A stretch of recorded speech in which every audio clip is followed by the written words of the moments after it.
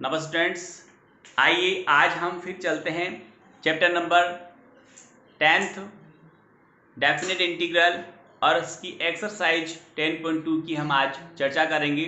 निश्चित समाकलन हम पढ़ रहे हैं।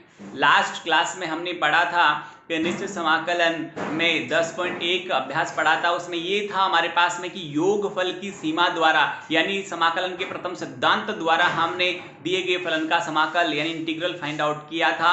उसमें हमने योगफल की सीमा द्वारा अच्छी तरह से उस पूरे पोर्शन को पढ़ा था। उसके बारे में मैंने डिटेल से आपको एक्सप्लेन किया था। आज मैं आपको एक्सप्लेन करूंगा यहाँ पर अभ्यास 10.2 और उसमें भी रहेगा हमारे पास में निश्चित समाकलन। तो डेफिनेट इंटीग्रल की बात करेंगे। लिमिट में जितने भी इंटीग्रल्स होते हैं जहां पर c कांस्टेंट का वैल्यू फिक्स आता है उन सबको अपन डेफिनेट इंटीग्रल या निश्चित समाकलन कहते हैं। तो हमारा आज का जो एक्सरसाइज रहेगा वो है 10.2 और उसमें क्या होना है मैं पहले सवाल पर ही ले चलता हूं आपको। इंटीग्रल हमारे पास लिमिट है इसका 1 से 3 और 2x प्लस 1 के होल क्यूब का हमें समाकल ज्ञात करना है। 1 से 3 उसकी लिमिट है और 2x प्लस 1 का होल क्यूब और इंटू dx हमें फाइंड आउट करना है। यहाँ देखिए बहुत इजी है। पहले आप दिए गए फलन का उचित विधि से जो हमने 9 चैप्टर में पढ़ी थी उनमें से किसी भी विधि जो विधि अप्लाई होती है जो विधि सुटेबल होती है जो आपको वहां फिट बैठ रही लग रही है ऐसी विधि को काम में लेते हुए दिए गए फलन का आप पहले समाकल ज्ञात कर ले और उस समाकल के अंत में वहां पर अपन लिमिट रखेंगे, x का मान रखेंगे, 1 से 3 रखेंगे, लोअर लिमिट होगी हमारी 1 और अपर लिमिट होगी हमारी 3। उसके बाद हमारा जो आंसर आएगा वो एक न्यूमेरिकल वैल्यू आ जाएगी, एक मान आएगा, एक संख्यात्मक मान आएगा। कैसे आएगा जरा देखिए। मैं लिमिट को यही बनाए रखता हूं 1 से 3 और इसको समाकलन करते हैं। समाकलन करने का तरीका बहुत यहाँ पर इजी है। क्या है जरा देखिए। वैसे करें तो हम इसे लिखेंगे 2x प्लस 1 की पावर 4/4 और यहाँ पर 2 नीचे आ जाएगा क्योंकि x का गुणांक भाग में आ जाता है। समाकलन में x का गुणांक है वो भाग में आता है, अवकलन में x का गुणांक गुणा में चलाता है, गुणांक बन जाया करता है। या फिर इसको a प्लस बी के होल क्यूब से खोलें, दोनों में से जो आपको बेटर लगता है वो करिए। मैं इसको यूं करता हूं कि यहाँ पर 2x प्लस 1 की पावर 4। यस, अब इसको अपन सोल्व करेंगे तो यहाँ पर कुछ हमें बाउंडेशंस हैं उनको ध्यान में रखना है। आप बाउंडेशंस आप याद नहीं रख सकते तो यहाँ पर मैं आपको बताना चाहूंगा कि इसको a प्लस बी के होल क्यूब से यदि खोल ले तो इजी रहेगा। तो यहाँ पर क्या होगा वो देखिए। तो हम बात कर रहे थे यहाँ पर, तो मैंने कहा कि इसका समाकल अपन डायरेक्ट यदि सोचते हैं तो 2x प्लस 1 की घात 4/4 हो जाएगा और ये 2 है वो बट्टे में जाएगा नहीं, गुणा में 1/2 लिखा जाएगा। बट स्टूडेंट जरा देखिए इसके कारण यहाँ पर x का गुणांक 2 है, x का गुणांक 2 होने के कारण इसकी लिमिट चेंज हो जाएगी। तो लिमिट चेंज करने के लिए हम ये जो डायरेक्ट तरीका यूज करते हैं उसमें लिमिट कितनी आएगी हम कैलकुलेट डायरेक्ट कर सकते हैं, ओरली कर सकते हैं। बट आपको ओरली करना नहीं आएगा या आएगा तो आपकी गलत होने के चांस ज्यादा रहते हैं। तो मैं आपको इसका और भी अच्छा तरीका बताता हूं जिससे आपकी गलती होने के चांस बिल्कुल नील हो जाए। तो वो क्या होंगे जरा देखिए। यहाँ पर मैं यह प्रतिस्थापन विधि यूज करता हूं। मान लीजिए हमने जो ब्रेसेस के अंदर जितना भी पोर्शन पड़ा है उसको t ले लिया, ये t हो गया तो ये आया 2। यहाँ पर देखिए x का जो डेरिवेटिव होता है 1 होता है, 2 इंटू dx इक्वल dt यहाँ पर आ गया हमारे पास में। आगे हम इसको जो वापस रखना चाहेंगे तो उससे पहले हमें लिमिट चेंज करनी पड़ेगी क्योंकि हमने वेरिएबल चेंज कर दिया। पहले सवाल x के पदों में था तब लिमिट 1 से 3 थी, अब सवाल t के पदों में हो गया तो लिमिट क्या होनी चाहिए वो नई लिमिट याद करना भी आपको सिखाता हूं। यहां आ जाइए, आप लिखिए जब x बराबर 1 है तो x का वैल्यू 1 रखो, 2 गुणा 1 प्लस 1 t बराबर कितना हो गया 3। और जब x बराबर 3 है अपर लिमिट की बात करें हम तो x का वैल्यू 3 और प्लस 1 यानी t का वैल्यू कितना हो गया 3 दूना 6 और 1 7 हो गए। यानी अब जब हम इस सवाल को हल करेंगे, integral i is equal, limit रहेगी हमारे पास 3 से लेकर 7 और हमारा फलन बन गया t की पावर 3 इंटू डी टी, क्योंकि 2 dx इक्वल dt था, तो dx इक्वल dt बाई 2, वो जो 1 dt बाई 2 में नीचे जो 2 आया उसको मैं इसके बाहर रख दूंगा, गुणांक में रख दूंगा, ताकि पहले से ही काम आसान हो जाएगा। ओके, अब इसका हम जब इंटीग्रल पता करते हैं तो 1/2 बाहर ऑलरेडी पड़ा है, ये क्या हो जाएगा t की पावर 4/4 और लिमिट हमारे 3 से 7 ऑलरेडी पड़ी। अब जब हम लिमिट इसमें पुट करेंगे रखेंगे तो 1/2 बाहर ऑलरेडी है, पहले अपर लिमिट रखी जाती है फिर लोअर लिमिट। यहाँ पर देखिए 4 एक भाग में यहाँ पर कांस्टेंट वैल्यू है, फिक्स वैल्यू, इसलिए इसको बाहर लाकर यहाँ पर 2 से गुणा करते तो 8 बाहर लिख देंगे। पहले t का वैल्यू 7 रखा जाएगा, तो 7 की घात हमारे पास होगी 4 और माइनस 7 की घात कितनी होगी हमारे पास में 3। आई बात समझ में? तो जब हम इसको आगे सोल्व करेंगे तो हमारे पास आंसर आ जाएगा 290। आप इसको सोल्व कर सकते हैं, 7 की घात 4, 7 गुणा 7, 7 की घात मैंने क्या लिखा है यहाँ पर t, सही है, 7 की घात 4 था, ठीक है।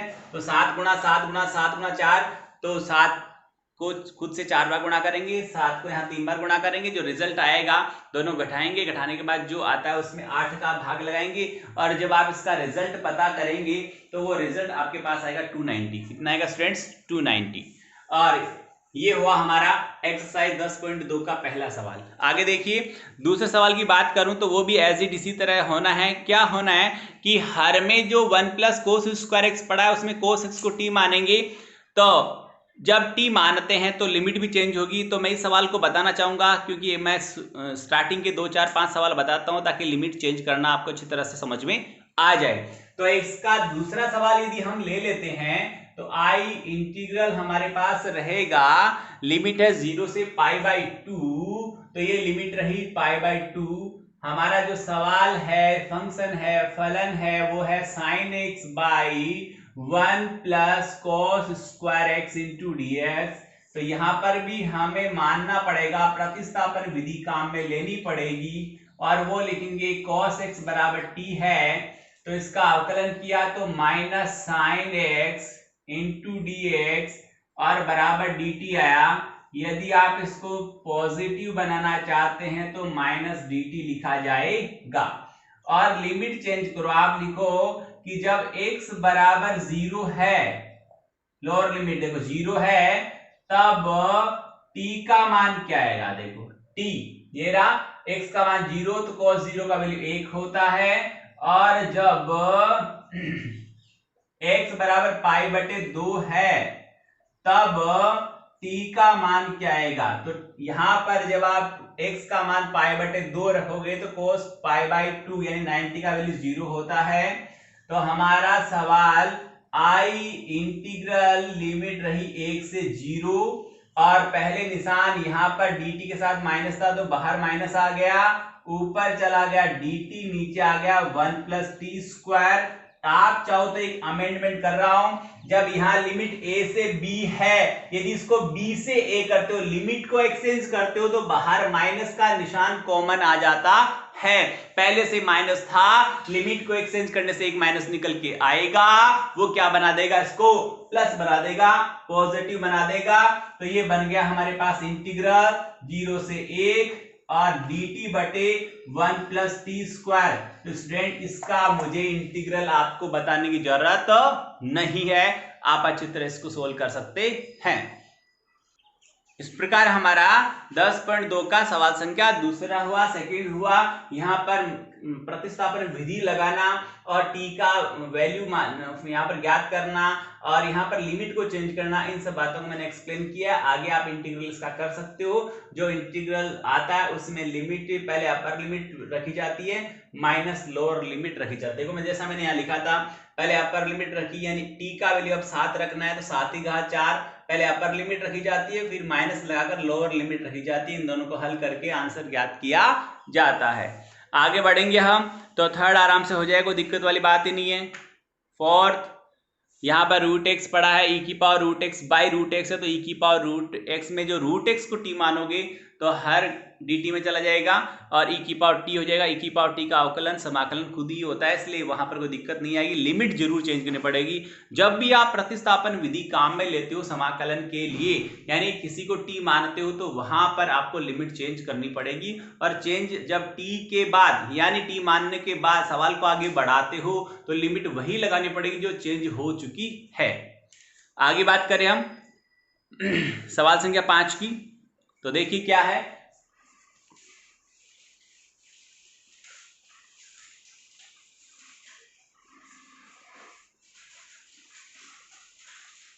मेरे ख्याल से ज्यादा आपको एक्सप्लेन करने की जरूरत नहीं पड़ेगी। 5वें में लिमिट तो जरूर 0 से मेरे ख्याल से π/2 पड़ी है, ऐसा लग रहा मुझे।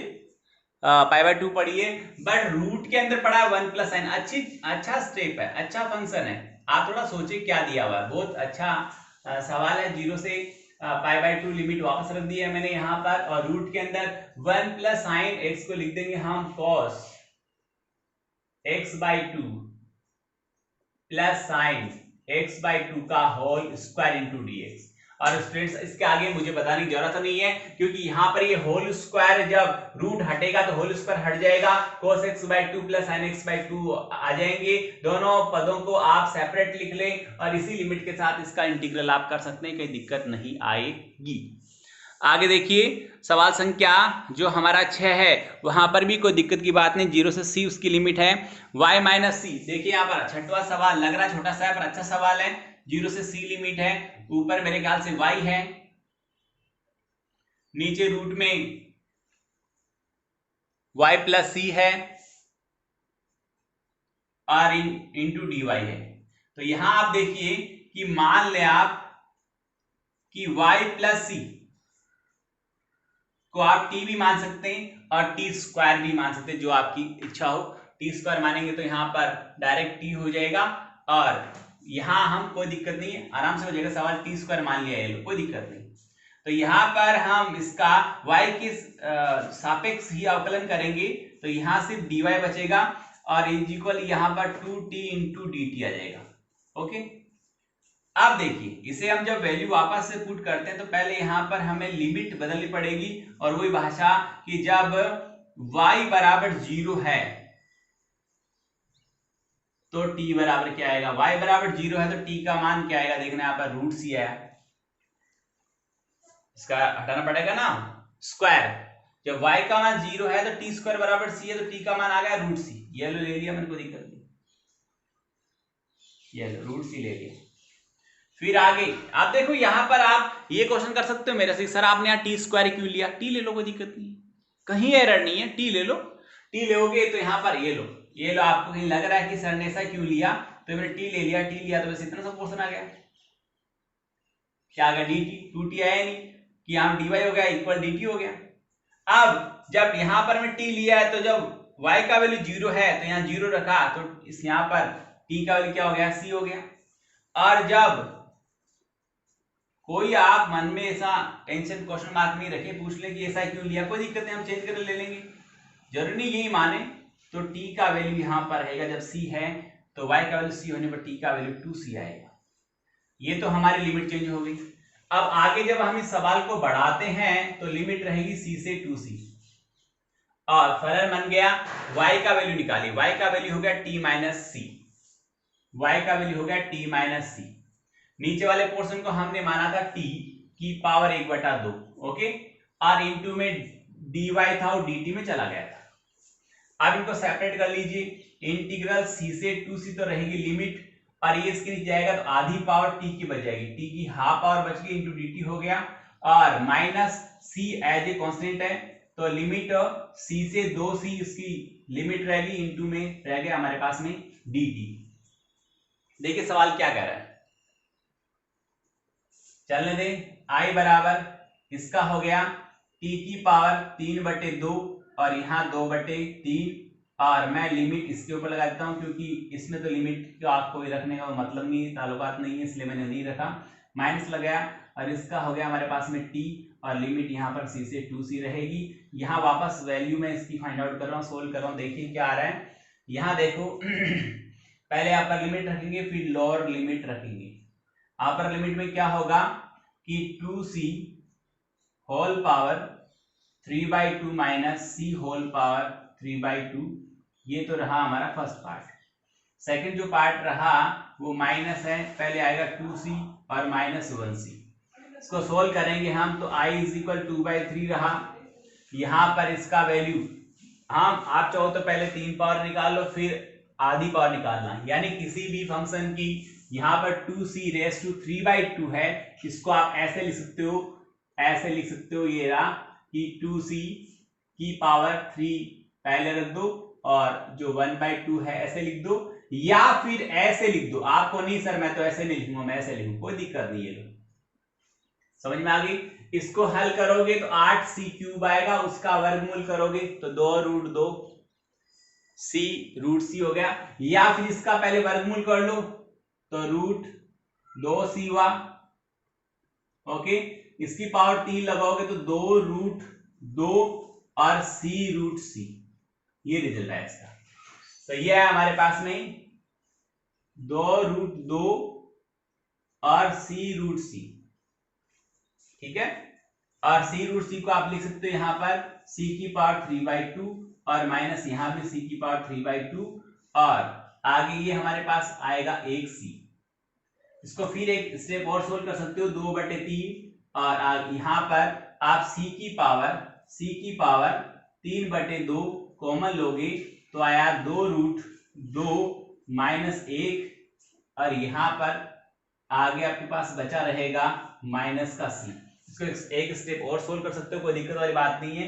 क्या नहीं है कि ये इससे इंटू हो जाएगा, यहाँ पर ये इससे अपने आप में एक पावर है, तो यहाँ पर हम एक पावर या 1.5 पावर यहाँ कॉमन ले सकते हैं। ऐसा काम भी हम इसमें कर सकते हैं, ये सवाल आगे बढ़ सकता है।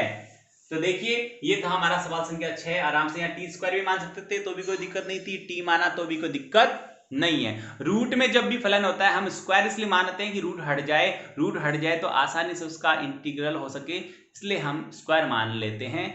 पर आपने चाहा कि नहीं ऐसा रखना है तो कोई दिक्कत नहीं, हम ऐसा भी कर सकते हैं। आगे सवाल संख्या 7 की बात करें, कोई दिक्कत नहीं है। अंश में tan इनवर्स x पड़ा उसको t मानते हर dt में चला जाएगा। 8वें में पूरे कोष्टक 1 प्लस log x को t मानोगे तो हर dt में चला जाएगा। 9वां सवाल है वो अल्फा से बीटा है, मैं आराम से एक्सप्लेन कर दूंगा आपको, पहले जो आप कर सकते हो उनके हिंट में दे देता हूं। और फिर हम बात करें 10वां सवाल sin x plus cos x by 9 plus 16 sin 2x। ये सवाल कल ही मैंने आपको 9th चैप्टर की विविध प्रश्नमाला में करवाया था, तो उसको आप आराम से कर सकते हो। करना वैसे ये सवाल का समाकलन वैसे होना है, लास्ट में जाकर जब आप इसमें वैल्यू रखोगे, लिमिट को रखोगे, तब उसका जो न्यूमेरिकल वैल्यू आएगा वो न्यूमेरिकल वैल्यू रिजल्ट होगा। यानी वहां पर जो उत्तर होता है, ये से न्यूमेरिकल मान है, ये यहाँ पर ये जो न्यूमेरिकल वैल्यू आएगी वहां पर फंक्शन के रूप में हमारे पास समाकलन आया था, उत्तर आया था, यहाँ एक संख्यात्मक मान आएगा, न्यूमेरिकल वैल्यू आएगी।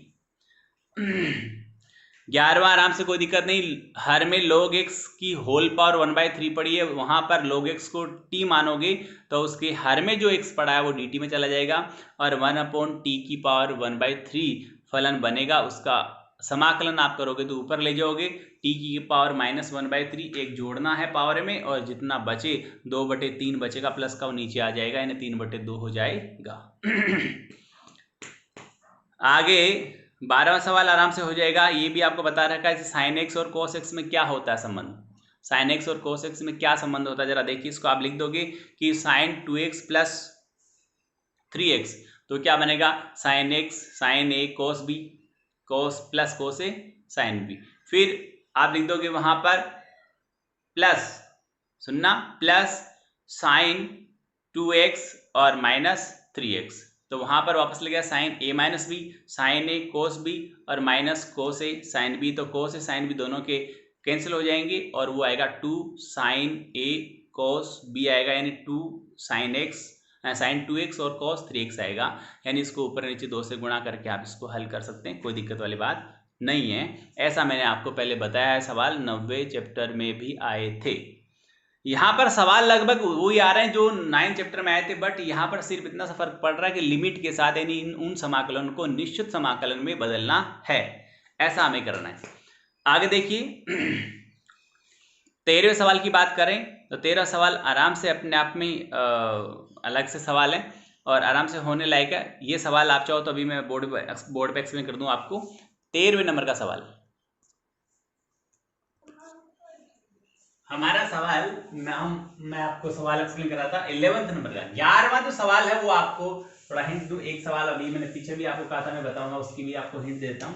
देखिए पहले 11वें नंबर का सवाल देखिए। अभ्यास है हमारा 11.10.2 और 11वां सवाल है, लिमिट है मेरे ख्याल से वो 13वां है, 11वां नहीं सवाल है। ई से e रेस टू 2 लिमिट है। ब्रेस इसमें 1/log x minus 1/log x का होल स्क्वायर है। 1/log x का होल स्क्वायर है इंटू dx। यहां हम मान लेते हैं, यहां पर भी प्रतिस्थापन विधि लगानी है।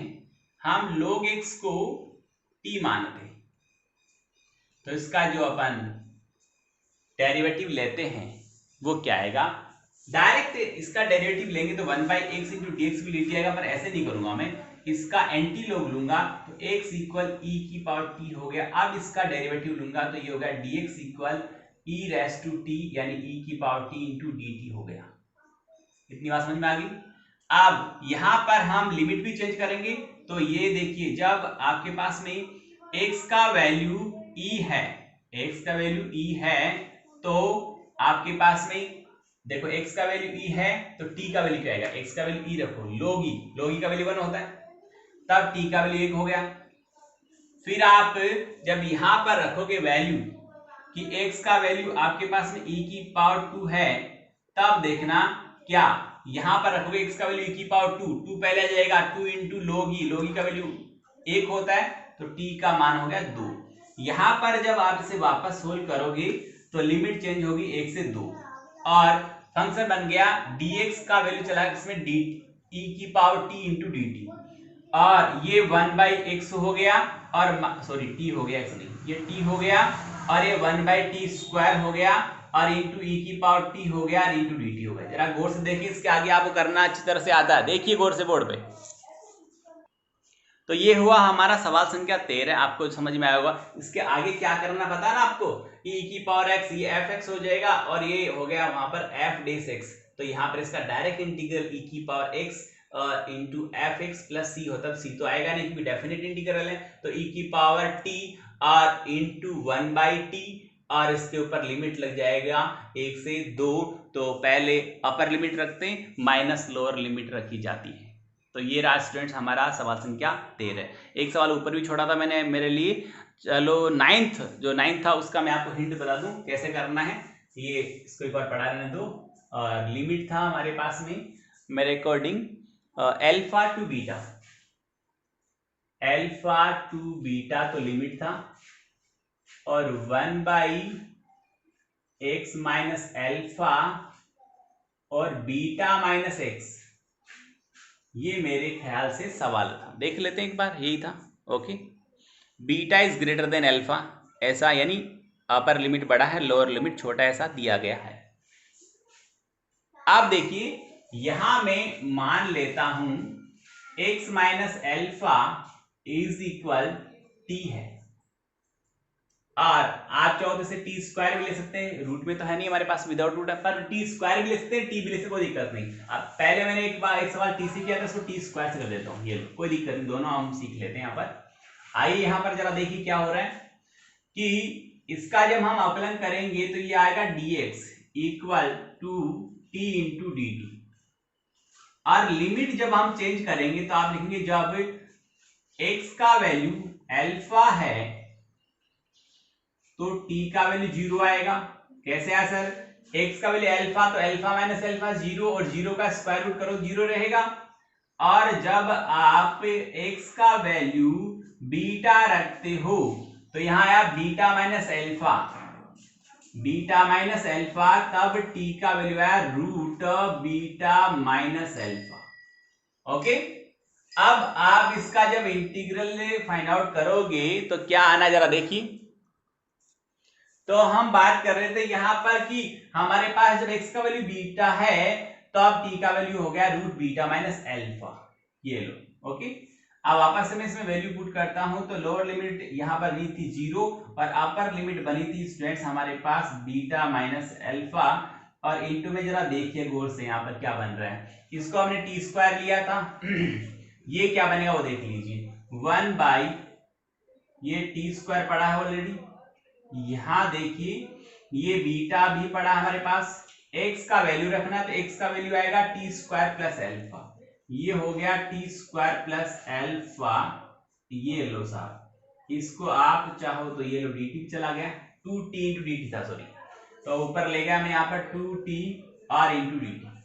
अब एक स्टेप से और बढ़ाता हूं मैं, लिमिट वही रहेगी 0 से रूट बीटा माइनस एल्फा, और आप जरा देखिए गौर से यहां हो गया हमारे पास में 2t और बाई रूट नहीं या इसको इंटू करें तो ये हो गया बीटा इंटू टी स्क्वायर हो गया, और तो हम बात कर रहे थे यहां पर ये बन गया बीटा इंटू टी स्क्वायर, और ये रहा हमारे पास में माइनस बीटा की पावर टी की पावर 4, और फिर से आ गया हमारे पास में, या इसको मैं आज तो एक बार ऐसा लिख दूं, मैं ये लिख दूं इसको माइनस में T square plus alpha into T square into D T पड़ा है। ओके, दोनों में से हमारे पास टी स्क्वायर कॉमन आ सकता है, दोनों पार्ट में से ये टी स्क्वायर क्या आ सकता है, दोनों में से कॉमन आ सकता है, क्योंकि टी स्क्वायर बाहर ही था ना, यहां से कैंसिल हो जाएगा तो 1/t हो जाएगा, टी से टी कैंसिल 1/t हो जाएगा, इसको अपन लिख सकते हैं आगे टी स्क्वायर प्लस एल्फा, और बीटा हमारे पास ऑलरेडी पड़ा है, तो यहां पर आगे आप इसको टी स्क्वायर कॉमन लेकर इससे कैंसिल कर दोगे, टी बाहर आएगा, ये अंश भिन्न से आराम से हल हो सकता है। यदि यहां पर रूट होता तो भी इसी तरह से ये हल हो सकता है आराम से, कोई दिक्कत वाली बात नहीं थी, रूट होता तो, और यानी रूट है तब भी आप टी स्क्वायर मान के हल करते, ये चलता रहता है, ये लो रूट लगा दिया मैंने, रूट से भी बता दो साथ साथ चल रहा है मेरा हाथ, देखो यहाँ देखिए। ओके, यहां पर जब टी स्क्वायर आप बाहर लेते कॉमन तो टी होता, टी से टी कैंसिल हो जाता, यहां पर बचता beta minus T square plus alpha, यानी ये हमारे पास बन जाता माइनस का टी स्क्वायर और ये होता बीटा माइनस एल्फा, तो आप इसको लिख देते, यहां जगह नहीं यहां लिखता हूं, यहां लिख देते बीटा माइनस एल्फा, और ये तो रूट इसका तो होल स्क्वायर रहता है, यानी ए स्क्वायर माइनस एक्स स्क्वायर की तरह काम करता, साइन इनवर्स एक्स बाई ए, यहां पर इसका सॉल्यूशन आ जाता। अब आगे बात करता हूं मैं, यहां पर जब रूट नहीं है तब आप यहां पर एक और तरीका काम में ले सकते हैं, वो क्या ले सकते हैं, यहां पर डायरेक्टली आप आंशिक भिन्न लगा दें, इसको ए के नीचे लिखिए, इसको बी के नीचे लिखिए, ए और बी का वैल्यू आप पता करें और डायरेक्ट आंशिक भिन्न भी यहां पर लगा सकते हैं। मैंने तीनों तरीके बता दिए, तीनों सवाल में जब रूट होगा तब कैसा करना है, रूट नहीं हो तो कैसे करना है, और वो सारी बात मैंने आपको एक्सप्लेन किए, हिंट दिया है, उसके आधार पर आप सवाल देखें, समझे, हल करें, और आप चाहो तो मैं एक और सवाल का आपको हिंट दे दूं, उसके बाद हम आज का टॉपिक यहीं खत्म करेंगे। यहाँ जो सवाल पड़ा हमारे पास 14 में ऊपर एक्स क्यूब पड़ा है, नीचे पड़ा हमारे पास में रूट 1 माइनस एक्स स्क्वायर, तो ऊपर जो पावर है वो बड़ी है और नीचे जो फलन है वो अपने हिसाब में अलग तरीके से, तो आप क्या करो, ऊपर एक्स क्यूब को एक्स स्क्वायर इंटू एक्स लिख दो, क्या लिख दो, एक्स स्क्वायर इंटू एक्स। देखिए आप चाहो तो मैं यहाँ पर एक्सप्लेन कर सकता हूँ, कोई दिक्कत वाली बात नहीं है। सवाल संख्या है हमारा अकॉर्डिंग टू मी 14 है और उसका जो लिमिट है वो 0 से 1 है, 0 से 1 है, ऊपर एक्स क्यूब है, नीचे रूट के अंदर पड़ा है 1 minus x square into D x, ऐसा सवाल है। देखिए आप आगे हम बात करते स्टूडेंट्स, तो यहाँ पर मैं इसको डायरेक्टली मान लेता हूँ 1 माइनस एक्स स्क्वायर इक्वल, आप चाहो तो टी मान लिया, टी स्क्वायर भी मान सकते हैं, ताकि रूट आप हटाना चाहो तो ये लो टी स्क्वायर ले लिया, कोई एरर की बात नहीं है। इसका हम अवकलन करेंगे 2x और इंटू डी एक्स, और यहाँ हो गया 2t और इंटू डी टी। यहाँ पर आप यदि x इंटू डी एक्स रखना चाहते हो तो 2 से 2 कैंसिल हो गया, ये minus T into D T हो जाएगा। ओके, आगे इसको चलाते हैं हम, तो देखिए जब x का वैल्यू 0 है, x का वैल्यू 0 है तो t का वैल्यू 1 हो जाएगा, यानी लिमिट लोअर लिमिट 1 हो गई। जब t का वैल्यू x का वैल्यू 1 है तब t का वैल्यू हो जाएगा 0, और ये माइनस पहले से लग गया, ऊपर टी इंटू डी टी, ये आ जाएगा क्योंकि x इंटू डी एक्स कैसे आया, मैंने कहा था एक्स क्यूब का आप लिख दे x square into x, x square into x लिखा तो x इंटू डी एक्स चला गया किसमें, माइनस डी टी चला गया, माइनस इधर लगा दिया मैंने यहाँ पर, और ये t इंटू डी टी हो गया। आगे देखिए इसको मैंने क्या लिखा था, इसको मैंने लिखा था टी स्क्वायर, तो रूट है इसलिए t हो गया, फिर एक्स स्क्वायर बचा तो यहाँ एक्स स्क्वायर वैल्यू निकालूंगा तो 1 माइनस टी स्क्वायर हो गया, तो ऊपर एक आ गया अपने पास में 1 माइनस टी स्क्वायर, ये लो t और 1 माइनस टी स्क्वायर हो गया, और ब्रेसिस इनटू में और ये dt हो गया। यहाँ लिमिट को आप चेंज करोगे 0 से 1 कर दोगे तो यहाँ साइन किसका हो जाएगा, प्लस का हो जाएगा। अब इन्हें आप खोलेंगे तो ये आएगा इंटीग्रल 0 से 1 हो गया, यहाँ से हो गया t और माइनस टी क्यूब हो गया, नीचे ऑलरेडी t पड़ा है इंटू डी टी पड़ा है, आगे आप इसको 0 से 1 में पहले इसके नीचे जाएगा तो यहाँ सिर्फ dt हो जाएगा, माइनस जब 0 से 1 लिमिट में इसके नीचे जाएगा तो ये हो जाएगा T square into D T. इनका आपको समाकलन आराम से करना आता है। स्टूडेंट इस प्रकार मैंने आपको 10.2 अभ्यास के इतने सवाल एक्सप्लेन किए हैं, कुछ के मैंने हिंट दिए, आराम से समझे, देखें, हल करें। बहुत बहुत धन्यवाद।